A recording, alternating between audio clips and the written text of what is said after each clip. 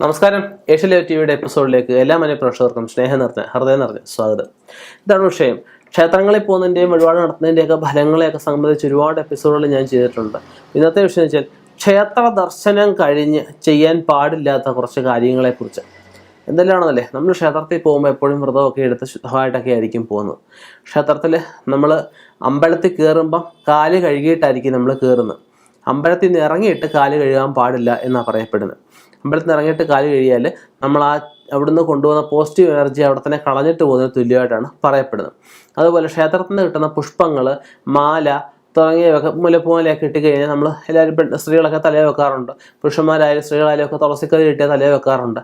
ഇതെങ്ങും താഴെ ഇട്ട് ചവിട്ടാൻ പാടില്ല എന്നൊരവസ്ഥ പറയപ്പെടുന്നുണ്ട്. അതുപോലെ ഏത് പുണ്യക്ഷേത്രത്തിൽ പോയാലും നമുക്ക് അന്നത്തെ ദിവസം നമുക്ക് അസ്തമയത്തിന് മുമ്പായിട്ട് ആ പോയ ക്ഷേത്രത്തിലെ ദേവൻ്റെ മൂലമന്ത്രം അല്ലെങ്കിൽ നമസ്കാര മന്ത്രം എന്തെങ്കിലും അറിയാവുന്നൊരു മന്ത്രം കുറഞ്ഞത് 12 പ്രാവശ്യമെങ്കിലും ജപിക്കണം എന്നാണ് പറയപ്പെടുന്നത്. ഒരു ക്ഷേത്രത്തിന് കിട്ടുന്ന പ്രസാദങ്ങളുണ്ടാവും. നമ്മളത് ലക്ഷ്യമായിട്ടൊക്കെ കളയാതെ നമുക്ക് കിട്ടിയ ആ പ്രസാദം വീട്ടിൽ കൊണ്ടുവന്ന് ചെറിയ ഡെപ്പിക്കകത്തോലും ഇട്ട് വെച്ചിട്ട് പതിവായിട്ട് തൊടുന്നത് ഏറ്റവും ശ്രേഷ്ഠമാണ്.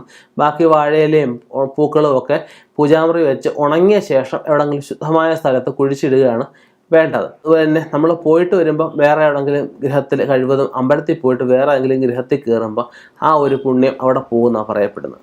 അപ്പം അങ്ങനെ പോയിട്ട് നേരെ നമ്മുടെ വീട്ടിലോട്ട് പോവുക. അപ്പം ഒരു പ്രധാന ക്ഷേത്രം, ഒരു ഉദാഹരണം, ചില ക്ഷേത്രങ്ങളൊക്കെ ഉണ്ട്, ഗുരുവായൂർ പോലുള്ള ക്ഷേത്രങ്ങൾ വെച്ചാൽ അവിടെ പോകാൻ സങ്കല്പിച്ച് അവിടെ തന്നെ പോയെങ്കിൽ ദർശനം പൂർത്തിയാവുള്ളൂ.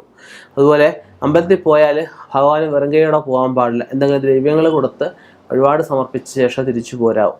തിരിച്ചു പോരുമ്പോഴും നമുക്ക് ഭഗവാന് അഭിമുഖമായിട്ട് കയറുകയും അഭിമുഖമായിട്ട് ഇറങ്ങുകയും ചെയ്യണം.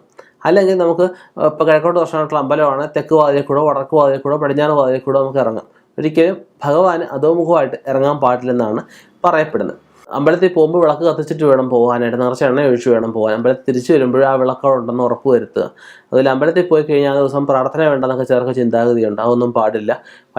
രാവിലെ അമ്പലത്തിൽ പോയാൽ വൈകിട്ട് തീർച്ചയായിട്ടും വിളക്ക് കത്തിച്ച് നമുക്ക് പതിവുള്ള പ്രാർത്ഥനകൾ തന്നെ ചെയ്യണം. പ്രാർത്ഥനകൾ കുറവുകൾ വരാൻ പാടില്ല. കഴിവതും ഒരു നാമമെങ്കിലും കൂടുതൽ ജപിച്ച് മുന്നോട്ട് പോവുക. അപ്പം അങ്ങനെ ക്ഷേത്രങ്ങളിൽ പോകുമ്പോൾ ദർശനം കഴിഞ്ഞ് വരുമ്പോൾ ഒരുപാട് കാര്യങ്ങൾ ചെയ്യാൻ പാടുള്ളതും പാടില്ലാത്തവരുടെ കാര്യങ്ങളൊക്കെ ഉണ്ട്. മിക്ക കാര്യങ്ങളും ഉൾപ്പെട്ടു എന്ന് ഞാൻ കരുതുന്നു. സംശയങ്ങളുണ്ടെങ്കിൽ നമുക്കിവിടെ കമൻറ്റ് ബോക്സിൽ പ്രതീക്ഷിക്കുന്നു. അതിനുള്ള മറുപടിയും തരാം.